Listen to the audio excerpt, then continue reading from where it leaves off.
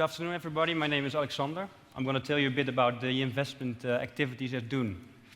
But first, I want to start with something more important. This is our king, Willem-Alexander van Oranje-Nassau. He actually has a bit of German blood in his body. But he's happy. You can see he's happy. And why? Two reasons. Tomorrow is his birthday, King's Day. It's a very important day in the Netherlands. It's actually the biggest party of the year in the country. The normally sober Dutch people go crazy on this day. But it is at the same day at the Ecosummit. So the king is happy about his birthday, but he is also concerned about the Ecosummit. So a couple of months ago, I discovered that Jan planned the Ecosummit on the same day as the king's birthday, which is a big issue. So I called Jan. I said, Jan, big problem.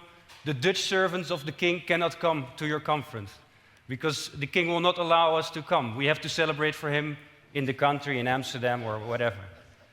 So I said to Jan, you have to solve this issue. Well, Jan is, of course, a smart guy, so he thought about it. And a couple of days later, he called the king. He said, dear king, you know about this Ecosummit issue? And the king said, yes, my servants will not come. But Jan says, I have a proposal for you. I will make it up to you if you send your servants. I will celebrate on Tuesday, 26 April in Berlin, your birthday with a big party tonight. So we will celebrate the king's birthday tonight.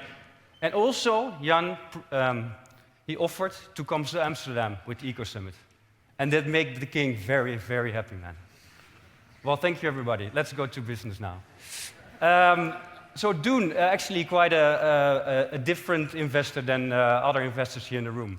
We get our money from the Dutch charity lotteries. These are people who just won money in the Dutch charity lotteries. The Dutch charity lotteries are actually private-owned companies, so they were set up by entrepreneurs who wanted to make a vehicle to fundraise for charity. And they did it quite successfully.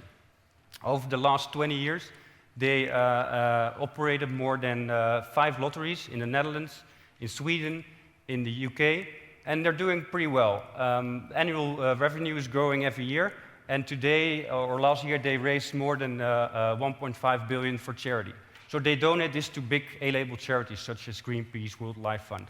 So you can see them number 3 in the world's top 20 donors list. So every year, 50% of the revenues goes to charity. Actually, DOEN Foundation is one of those charity objectives. So we get, every year, 30 million from the lotteries to invest in, companies or initiatives that we like. We were set up 25 years ago, mainly to focus on innovative companies or initiatives that are impactful. They can have environmental impact or social impact or creative impact, but they should have impact in society. That's the most important goal. And entrepreneurship, because the founders of the lotteries, they think entrepreneurship is probably one of the most important aspects of solving the most difficult issues in our world.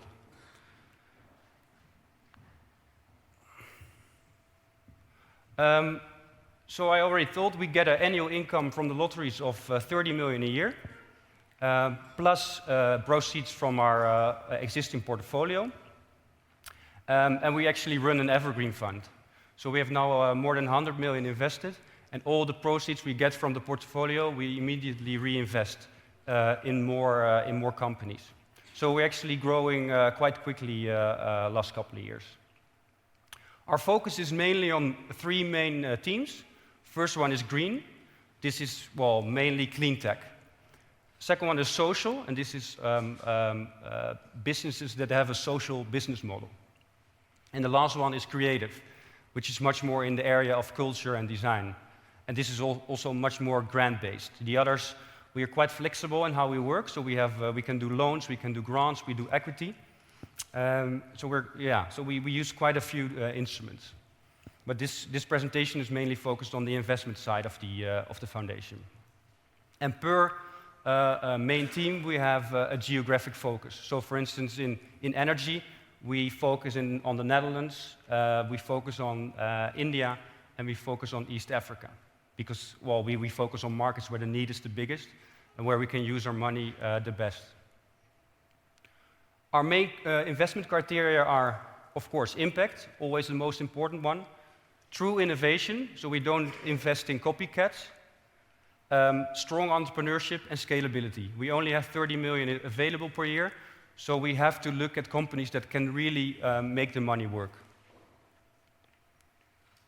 Existing portfolio of more than 100 million, more than 60 investments at the moment, and it's mainly going to clean tech, 3D printing. We see 3D printing as one of the key technologies to solve or to offer an alternative against the mass-scale production in China.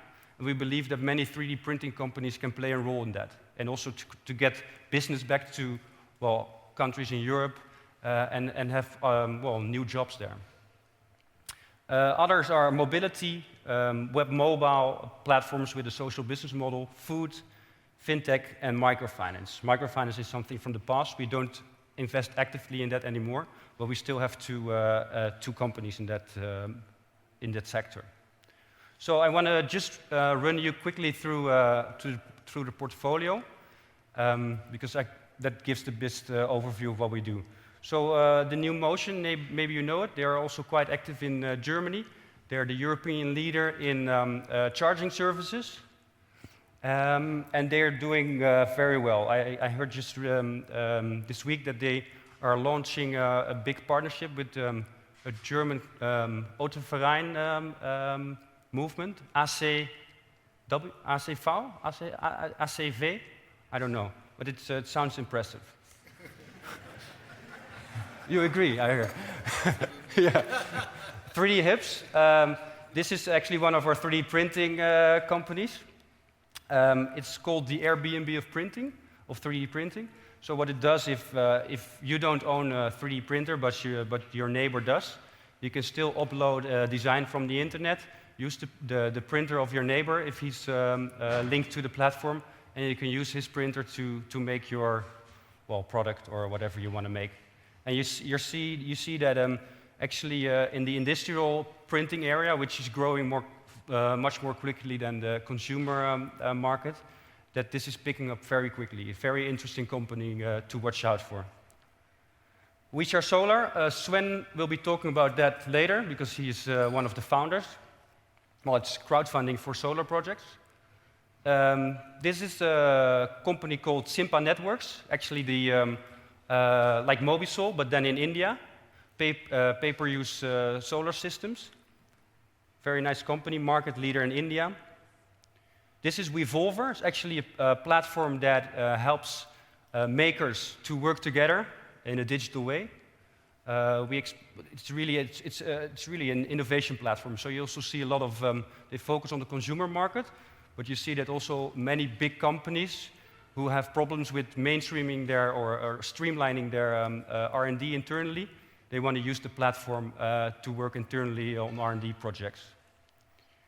Rockstart, Freek just presented. We also this year we invested in the holding of the accelerator, so not in a separate program, but really on the top level to support their growth to international markets and to open more programs in various sectors. M-Kopa, the pay-as-you-go leader in Africa, here with Obama. Well, very promising company, doing very well and growing very rapidly. This is Black Bear. This is investment we did last year. It's actually more focused on our circularity investment strategy. So what they do, they get old, used tires, they rip them apart, and they use all the stuff that's in it for various purposes. But they get the carbon black out of it, and they can use it again. So also a very nice company. This is one of this is in Amsterdam. This is an electric. It's a taxi company, but only using electrical vehicles. Only Teslas and Nissans leave. This is ProCredit, one of our microfinance investments. Innovative, sustainable packaging. They make alternative for styrofoam from agricultural waste. Well, actually, the solar city of the Netherlands, leasing for solar systems. Yeah, well, I can go on because there are 60, but I think it gives a good overview. That's it, Jan. Okay. Thank you, everybody.